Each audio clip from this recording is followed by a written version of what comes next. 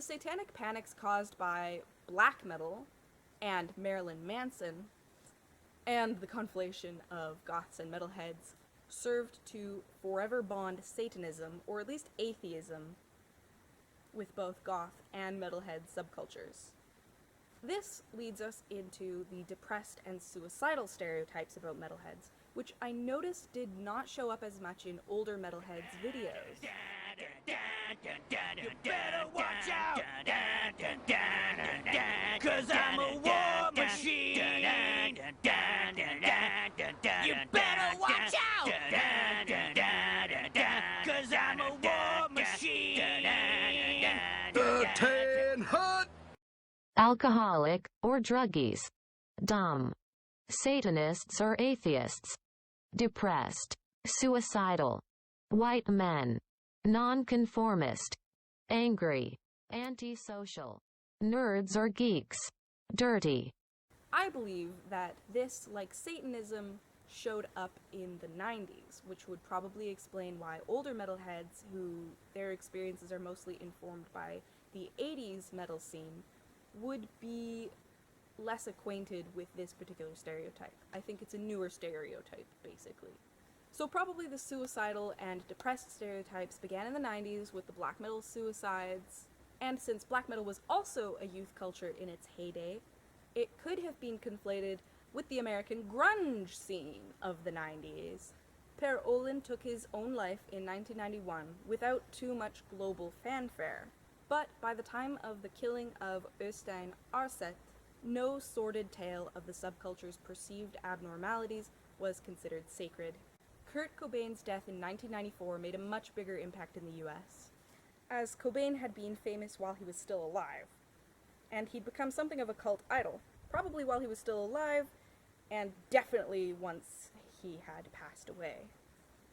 The suicide and depression stereotypes, like Satanism, could also very easily have been conflated with the goth and emo subcultures of the time.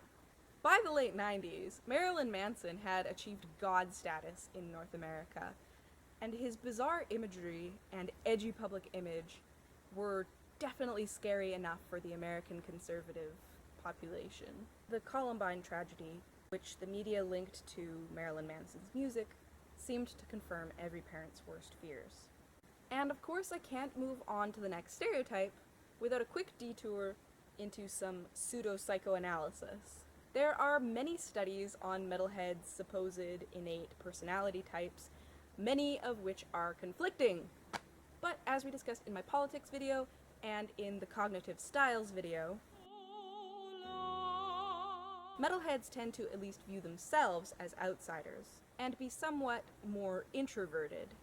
Although these traits should absolutely not be taken as hard evidence for someone having depression, especially all by themselves and especially by not a trained mental health professional, they can easily lead others to believe that you may be more morose or morbidly inclined than your more cheerful and more social peers.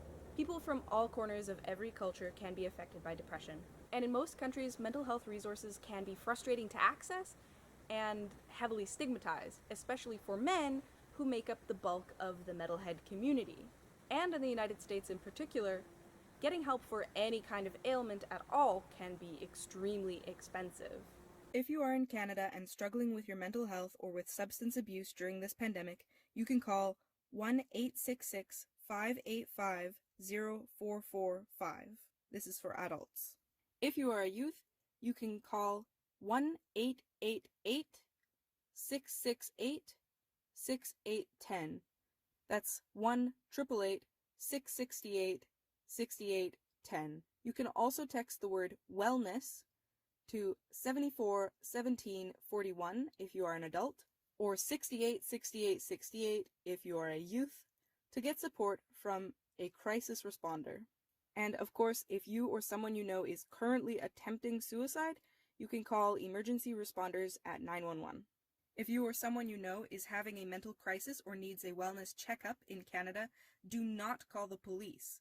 Instead, call a crisis line in your area.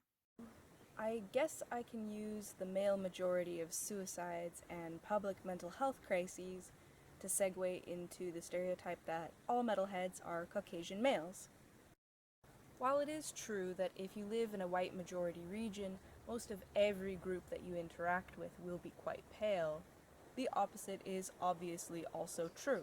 If you live in a predominantly Middle Eastern, Asian, or African area, most of the ladies in your book club will most likely be whatever shade of human dominates your community.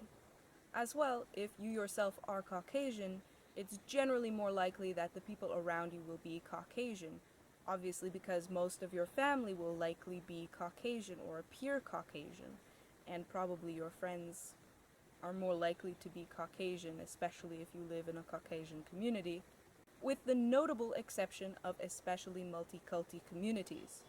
For example, if you live in a large, densely populated and diverse city, such as Montreal or Toronto, or, of course, if you attend a fairly large university, then you are more likely to know more people with different cultural backgrounds than yourself. The idea that most metalheads are white is a two-pronged idea. Firstly, most famous metalheads are white, as we discussed in our BIPOC video. This means the tiny slice of the genre which is accessible to most non-metalheads is actually not a very good representation of the full diversity of the metal community. Secondly, I am speaking English right now. And you are presumably fluent enough in English to easily understand my video. Otherwise, you probably wouldn't have the patience to continue watching this video. Although English is the most spoken language in the world, with 1.35 billion, I had to check my script for that, 1.35 billion speakers worldwide, only 360 million speak it as their first language. For reference, the population of the UK is about 66 million people, and the United States is about 328 million. I mean, I'm no math whiz, but that's already more English speakers with the United States and the UK put together than there are native speakers of English. And these aren't even the only predominantly Anglophone countries. Canada, South Africa, Australia, and New Zealand also have large English-speaking populations. England's imperial past has changed the world indelibly. And the most obvious legacy that the British Empire has left with us is the English language. English speakers have easy access to media from more countries than I can list. Imagine being Polish and never learning a second language. You would have to rely on American movies being dubbed or subtitled if you had any interest in consuming American media at all. And forget being able to access Canadian media. Even Canadians have a hard time accessing Canadian media.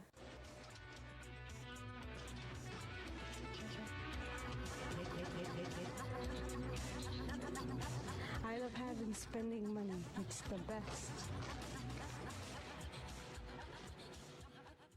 All this rigmarole is just to say that as English speakers, we mostly have access to English language media. And considering that the British Empire had a preferred color palette for their colonies, well, most Anglophone nations have a significant pale-face population. So it stands to reason that if we only speak English or any of the Central and Northern European languages, we actually have no idea what's really going on in East Asia, Latin America, Indonesia, or Botswana. What I'm really driving at here is even if we think to ourselves, hey, yeah, most of the people at the shows that I attend are white, and most of the musicians that I know about are also white. We're severely limited by our own experiences and our own linguistic abilities to experience things outside of our own, local sphere. We do know, however, of course, from stories and magazine articles, that metal music is wildly popular in Mexico and South and Central America. So that is a potential strike against the idea that most metalheads are normally white. That's a huge population of a shit ton of countries, which are made up of diverse ethnic groups, who are die-hard metalheads. As to metalheads' gender, well, I've discussed that a lot. Women's lib, yada yada. Look at me. I'm ostensibly female. That this myth is swiftly debunked. Even just by, you can just quickly Google, very popular metal bands. Very popular contemporary metal bands, I should say. Next on my list, I have nonconformist. Couldn't think of a segue or way to connect that to anything else. So, for nonconformist, have you ever seen a group of metalheads? The mere idea that all metalheads are nonconformists is already something of a logical fallacy, since in that case they would be conforming to a metalhead stereotype, I guess. I think this concept is partly due to a conflation with punk. And it is true that there is plenty of crossover and exchange between punk and metal. I think rather than nonconformist, it makes more sense to say that metalheads are more likely to be non-traditional, less likely to be politically conservative, and I do think they don't like to be told what to do. The other reason the stereotype might exist is probably because it might be an extension of the Satanism atheism stereotype. And again, another conflation with goth subculture, who are much more visually non-conformist and place more importance on being critical of established ideals and being unique and original to varying success. This leads me to the antisocial stereotype, since this is the favored persona of the edgy atheist black metal fan. To debunk this, one must simply walk past a venue where a show is happening. I know this is impossible currently, but just imagine the olden days, and imagine the maybe, perhaps, far future. I guess the COVID-friendly myth-busting exercise here would probably just be to look at a Facebook group for metalheads, or like forums online where metalheads talk to each other a lot about things that they like and things that they hate. Or even most prominent metal YouTube channels are usually not run by just one metalhead. They usually have one or two friends who are also there, like J-Hoff Films, that Dines guy, Dan and what's his name? I think it was they're both named Dan. Big Dan and Little Dan, right? Those UK metalheads. Hey, I'm Big Dan. And I'm Little Dan. And today we're talking about some common misconceptions of metalheads. Yep, I'm pretty sure you're going to have heard a few of these before. That's really all I can think of. There was that one time that Black Metal Werewolf collaborated with J-Hoff Films, so you can say that Black Metal Werewolf is also not antisocial, like on a public sense. I mean, in his videos he's also discussed that, I think, probably. That seems like the kind of thing he would discuss. As to where the idea that metalheads are antisocial comes from, I mean, I feel like it's pretty obvious that at least part of it is probably from the edgy image cultivated by misanthropic black metal communities and individuals, and maybe it's partly due to the supposed introverted nature of most metal listeners. And maybe it's partly because non-metalheads with unfavorable opinions of metal tend to be very rude to metalheads, resulting in the metalhead withdrawing and trying to exit the situation as quickly as possible. As to the angry stereotype, well, most likely people believe this because the music sounds angry. But it's so hard to stay angry all the time that I can't imagine that most people actually believe this stereotype. Maybe people believe metalheads are just bitter because they are insufferable little geeks. I feel like nerds is a cooler word, but geek is more true. This is a stereotype that I don't really hear from non-metalheads, and so it's definitely not a coincidence that this is the stereotype that I think is founded on some truth. Metalheads are so in love with metal. We really cherish the music that means so much to us, obviously. And as such, we care about the information that is attached to it. Some metalheads are like walking encyclopedias. Just like any geeks obsessing over Star Trek or ancient Sumerian military tactics, we probably seem foolish, childish, or petty to outsiders. I have personally argued with total strangers about the differences between slam and grindcore. So that one is true. Finally, we reach our last stereotype, which is the stereotype that landed me a shit ton of soap a couple Christmases ago. Metalheads do not bathe.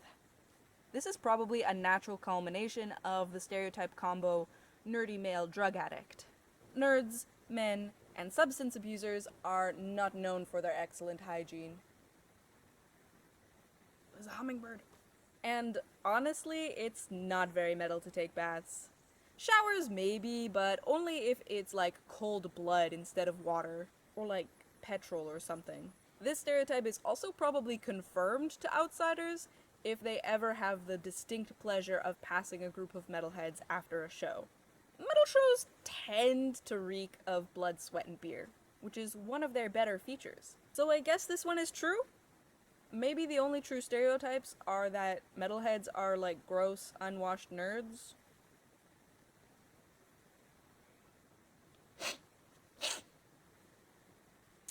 But for real though, staying clean, total poser move. Unless you have long hair, it's really hard to headbang if you have like greasy, matted, filthy, maggot-ridden hair. Remember to use conditioner, my hairy friends. Maybe the real adventure was the stereotypes we made along the way.